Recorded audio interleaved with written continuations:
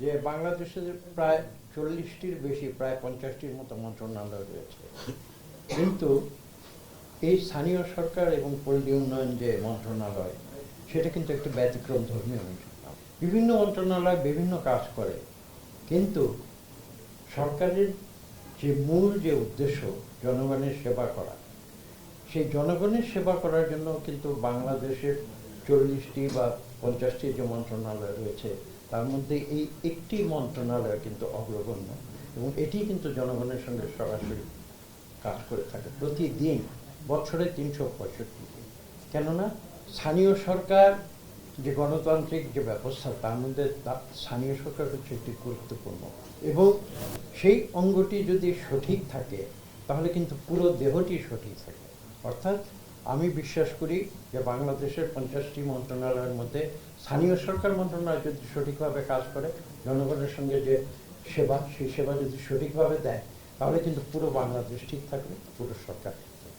এবং সেই উদ্দেশ্য নিয়ে কিন্তু আজকে আমরা এই গুরু দায়িত্ব গ্রহণ করেছি। আমাদের সঙ্গে রয়েছেন আমাদের মাননীয় প্রতিমন্ত্রী, যার প্রত্যক্ষ অভিজ্ঞতা রয়েছে স্থানীয় সরকারের কাজ করার, এবং সেই অভিজ্ঞতা নিয়ে কিন্তু তিনি আজকে এই মন্ত্রণালয়ে, এবং আমি বিশ্বাস করি তার সেই অভিজ্ঞতা থেকে আমিও অনেক কিছু শিখতে পারব। এবং আজকে আপনারা যারা রয়েছেন এখানে, আপনাদের প্রত্যেকের প্রতি আমার একটি মাত্র অনুরোধ, সেই অনুরোধ হচ্ছে আমি তো জানেন আপনারা, আমি খোলাখুলি কথা বলি, এবং যেটা আমি সঠিক মনে করি আমি সেটাই বলি, আমি সেই হিসেবে বলছি। আমার বক্তব্যটি হচ্ছে এই, যে সরকার অত্যন্ত ক্ষমতাশালী, অত্যন্ত ক্ষমতাশালী। এই ক্ষমতাটা কোথা থেকে আসে? এই ক্ষমতাটা কিন্তু জনগণের কাছ থেকে আসে। এবং কীভাবে আসে?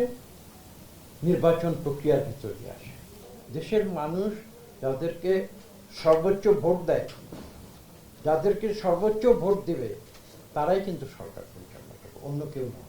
আমরা এই মন্ত্রণালয়কে যখন জনগণের কাছে সঠিকভাবে পৌঁছে দিতে পারবো, আমাদের সেবা যখন জনগণের কাছে সঠিকভাবে পৌঁছে দিতে পারবো, আমি বিশ্বাস করি সেদিন আমরা সফল, এবং আমাদের সরকার সফল হবে, আমাদের প্রধানমন্ত্রী সরকার কিন্তু দেশের কোটি কোটি মানুষের সেবা করে, সবার সেবা করে, সবার প্রতিনিধিত্ব করে। কিন্তু তারপরেও একটি বিশেষত্ব, যেটা আমার জীবনের রাজনীতির ছোট অভিজ্ঞতা থেকে আমি এটা লক্ষ্য করেছি, সেটা হচ্ছে এই, যে সরকার সব মানুষের সেবা করবে, এটা সত্যি, কিন্তু আমাদের মূল লক্ষ্য থাকবে কিন্তু সমাজের ভাগ্যাহত, দরিদ্র, যারা আন্ডার প্রিভিলেজ, তাদের আমাদের, তারা হবে প্রায়োরিটি। কেননা যারা সচ্ছল ধনী সমাজে যারা থাকেন, তারা কিন্তু আসলে সরকারের উপর অতটা নির্ভরশীল হওয়ার প্রয়োজন হয় না, কারণ তারা নিজের যে প্রয়োজন, নিজের যে ব্যবস্থাপনা, নিজের যে কার্যক্রম, সেগুলো কিন্তু তারা নিজেরাই পরিচালনা করতে পারে। কিন্তু যারা দরিদ্র মানুষ, দেখেন বাংলাদেশে কাগজে কলমে হিসাব করলে 40% মানুষ কিন্তু এখনো একভাবে না অন্যভাবে দারিদ্র্য সীমার নিচে বসবাস করছে। আমরা এক পর্যায়ে এটাকে অনেক নামিয়ে নিয়ে এসেছিলাম, কিন্তু আবার বিগত 17 বছরের যে অব্যবস্থাপনা, আপনারা দেখেছেন একটা ফ্যাসিবাদ সরকার, একটা অলিগার্কিক সরকার, কীভাবে সে একটু ধনী শ্রেণীকে তারা সেবা করে তারা এই দেশের দরিদ্র মানুষের অধিকার হরণ করেছিল। আজকে কিন্তু জনাব তারেক রহমান দরিদ্র মানুষের পক্ষ হয়ে নিজে কথা বলছেন।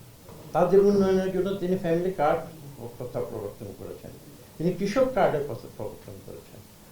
কাজেই এই কথাটি আমি এই মন্ত্রণালয় শুধু নয়, আমি দেশবাসীর উদ্দেশ্যে আমি এই আজকে যে সুযোগটি আমি পেয়েছি তার মাধ্যমে বলতে চাই যে আমরা সরকার হিসেবে, আমি নিজে ব্যক্তিগতভাবে বিশ্বাস করি, আমার মূল যে কার্যক্রম, সেটা কিন্তু আমার সেবাটা যাতে দরিদ্র মানুষের প্রয়োজনটা আমি মেটাতে পারি, সেদিকে কিন্তু আমি সবসময় দৃষ্টি নিবদ্ধ করে সরকারের পক্ষ থেকে কাজ করেছি অতীতে এবং ভবিষ্যতে। এই মন্ত্রণালয়ে এটা যেটা অ্যাপ্রোপ্রিয়েট মন্ত্রণালয়, আমাকে আল্লাহর রহমতে মাননীয় প্রধানমন্ত্রী এই দায়িত্ব দিয়েছেন। আমি জনগণের সঙ্গে মিলেমিশে, জনগণের কাতারে দাঁড়িয়ে, আমাদের মাননীয় প্রতিমন্ত্রী সাহেব তার যে এই অভিজ্ঞতাটা, বিশেষ অভিজ্ঞতাটা যেটা তার আছে, আমারও নাই সেই অভিজ্ঞতাটা, আমি তার সঙ্গে একসঙ্গে মিলেমিশে আমি এই দেশের সেবা করতে চাই। আমি বিশ্বাস করি বাংলাদেশ সৃষ্টি হয়েছিল শহীদ প্রেসিডেন্ট জিয়া রহমানের স্বাধীনতার আহ্বানে, সাহসিকতার সঙ্গে মুক্তিযুদ্ধের ঘোষণা দিয়েছিলেন। শুধু তাই নয়, তিনি সম্মুখ সমরে যুদ্ধ করেছিলেন, যুদ্ধে জয়লাভ করেছিলেন, এবং দেশবাসী ভালোবেসে তাকে সর্বোচ্চ মুক্তিযুদ্ধের যে খেতাব বীর উত্তম উপাধি দিয়েছে। আমরা সেই ঘরানার মানুষ, আমরা সেই যে বিশ্বাস, সেই বিশ্বাসী হয়ে আমরা কিন্তু এই রাজনীতিতে এসেছি। মাননীয় প্রতিমন্ত্রী সাহেব আমার পিতার উদাহরণ দিয়েছেন। আমার পিতাকে কিন্তু রাজনীতিতে এনেছিলেন শহীদ প্রেসিডেন্ট জিয়া রহমান নিজে, এবং তিনি এই বিএনপির একজন প্রতিষ্ঠাতা সদস্য ছিলেন। এবং বিএনপির আগে শহীদ প্রেসিডেন্ট জিয়া রহমান যে জাগদল সৃষ্টি করেছিলেন, সেই জাগদলেরও একজন প্রতিষ্ঠাতা। আমি নিজেকে গর্বিত বোধ করি তার ধারাবাহিকতায় আমি দেশনেত্রী বেগম খালেদা জিয়া এবং সর্বশেষ আমাদের প্রধানমন্ত্রী জনাব তারেক রহমানের যে সরকার, সেই সরকারের সঙ্গে আমি জড়িত হতে পেরেছি। দেখুন, স্থানীয় সরকার নির্বাচন কবে হবে সংবিধানগত একটি পদ্ধতি, এবং আমি আজকে যদি বলে দিই যে অমুক দিন নির্বাচন হবে, এই কথা কোনো অর্থ থাকবে না। কাজে এই আপনার এই প্রশ্নের সরাসরি উত্তরটা কিন্তু আমার দেওয়াটা যুক্তিযুক্ত হবে না। আমি বলছি সাংবিধানিক প্রক্রিয়ায় সেই নিয়ম কানুন অক্ষরে অক্ষরে পালন করে ইনশাআল্লাহ বিএনপি সরকার যথাসময়ে স্থানীয় সরকার নির্বাচন। আমার কোনো আলাদা টার্গেট নেই, এটা আমার টার্গেট নয়। এটা হচ্ছে, আমি যে কথা বলেছি, এটা হচ্ছে আমাদের জনগণের সরকার।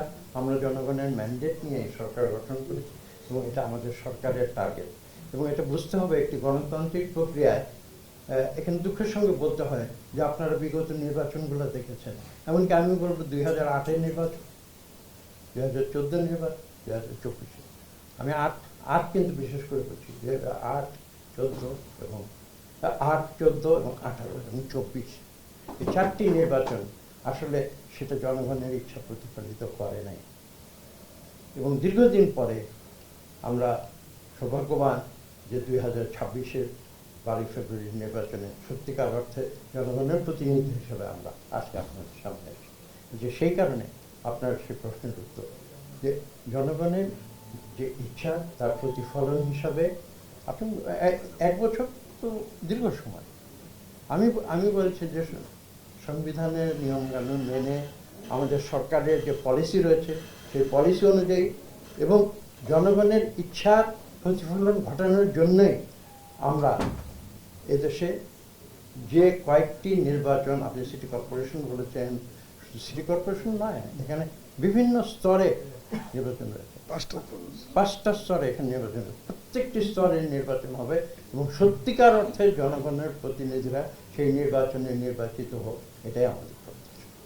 সরকার পরিচালনায় অথবা সমাজে বিভিন্ন স্তরে বিভিন্ন লোক কাজ করে, একজন মানুষ কিন্তু সব কাজ করে না। কাজে আপনি যে কাজটির কথা বলেছেন, সেই কাজটি করার দায়িত্ব আমাদের রয়েছে, এটা আমি না করছি না, কিন্তু এই কাজটি করার সরাসরি দায়িত্ব কিন্তু আমার নয়। আপনাদের সকলকে ধন্যবাদ, আপনারা আমার জন্য দোয়া করবেন।